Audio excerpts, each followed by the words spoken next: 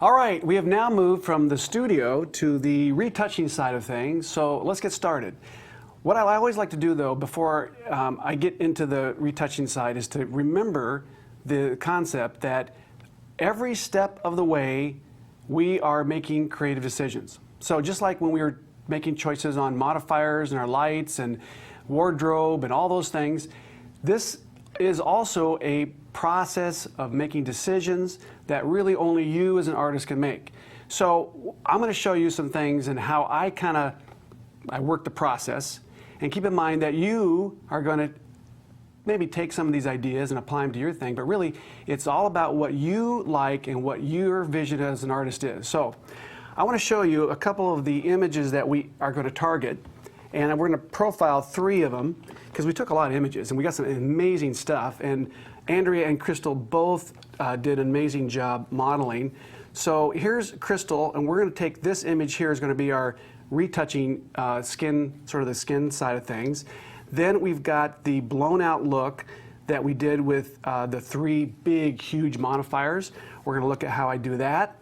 And then I'm going to show you a composited image of Crystal that I dropped into a background that I just took really last weekend. So let's get started. So what I have to do first is I got to pick an image. And I went through here and I got some killer stuff. And I kind of thought about maybe going really, really tight.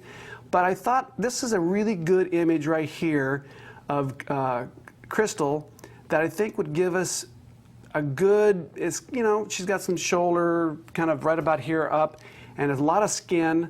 So let's take a look at that. So first thing I do is I'm going to open this image in RAW, the RAW conversion. I'm using the latest 7.2 RAW conversion, working in Photoshop CS6. And so I always open this image as a smart object. So I'm going to show you how I do that. It's very important. Now I cover this in another tutorial lesson here at Kelby Training, but I want to make sure that this is a really important step that I do because it's going to give you the least amount of destruction to your images. That's what every really good retoucher is always trying to minimize destruction of the files. So I'm going to make some adjustments here and get that sort of Joel Grimes, look that I do. Now I'm going to minimize it on the beauty side, but it's the same techniques I use for all my portraits, all my athletes, anything that I do, even my backgrounds. I always go through these steps. So the first thing I do is I'm going to take and push the contrast a little bit over to the left, so minimize contrast. Again, every photograph I do is going to be a little different, so generally I move it maybe to about 40, 50-ish range, somewhere around there. So negative 40, 50. So that's going to minimize a little bit of the contrast because I'm going to build that contrast later. So I want to minimize it here. I'm going to push the shadows over just a little bit. Now, if I was doing a really edgy sports scenario, I would probably push it a little bit further, but I'm going to minimize that just a little bit, but I still want to increase the detail in my shadows. So now what I'm going to do is I'm going to open this as a smart object. Now I have gone in here ahead of time and I have made it default so that every time I open the image, go to open object, it automatically opens as a smart object. Now if you don't have that clicked, you can open as a smart object by just hitting the shift key and then clicking open as smart object. So that'll get you over into Photoshop, but still tied to the RAW converter. So let's do that. So here we have Crystal, and you can see, let me zoom in a little bit here, but you can see over here on my layers palette, I have a little icon that tells me I'm still tied to the RAW converter, and it's a smart object. So I'm going to make a duplicate of this layer, but instead of doing Command J like I would normally do just a duplicate, I'm going to right click it and I'm going to open this as a new smart object via copy. So now that gives me 2 layers that are equal, but they're still separate. So if I was to do Command J, I would have 2 smart objects still tied to RAW, but if I made adjustment on one of the layers, it would affect the other layer. Now I can make adjustments on both layers independent of each other, but still tied to RAW. So I'm going to open up that top layer. I'm back in RAW, and I'm going to convert this layer to a black and white.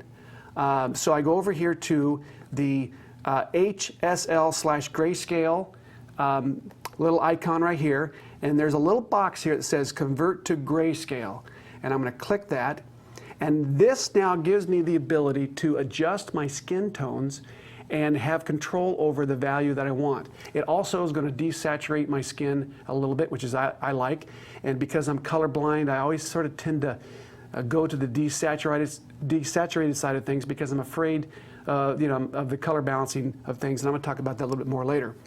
So here I have, watch how I do this. As I adjust the orange and the yellow over, I can darken the skin or lighten the skin. I'm going to show you this also when I do the blown out look, the high key look.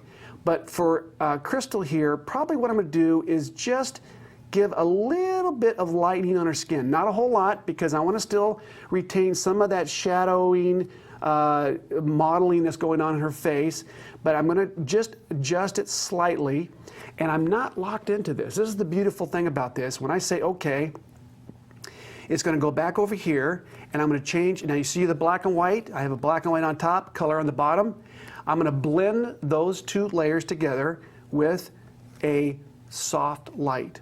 Now in the original kind of, when I started this a number of years ago, I used overlay. Overlay gives you a little bit more of the effect and a little bit more contrast. And that might be good for a sports subject, but for a beauty shot like this, you don't want that effect to be too strong. So I'm going to leave it on soft light.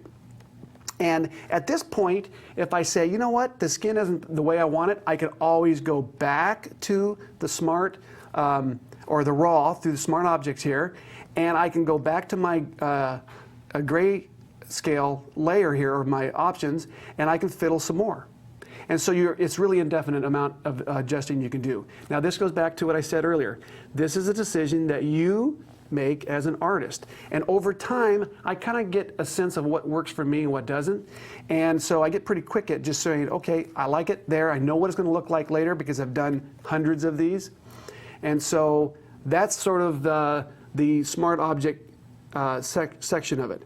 Now, you can keep those smart objects there, and I can take a snapshot of it by going Shift, Alt on the Mac or on the PC, or Option, Command E. So that's a really neat little shortcut. Shift, Option, Command E gives me a snapshot of those layers below, and I can begin to work on that layer. Now, what I do though, because of the fact that sometimes I get a lot of layers, I will probably flatten those, and then I'm not taking up a lot of RAM memory. But at this point, we're not going to probably end up with a lot of layers, and so I'm going to move on. So this is sort of that next step of moving on before I start to do the global skin retouching. So we're going to move on to that next.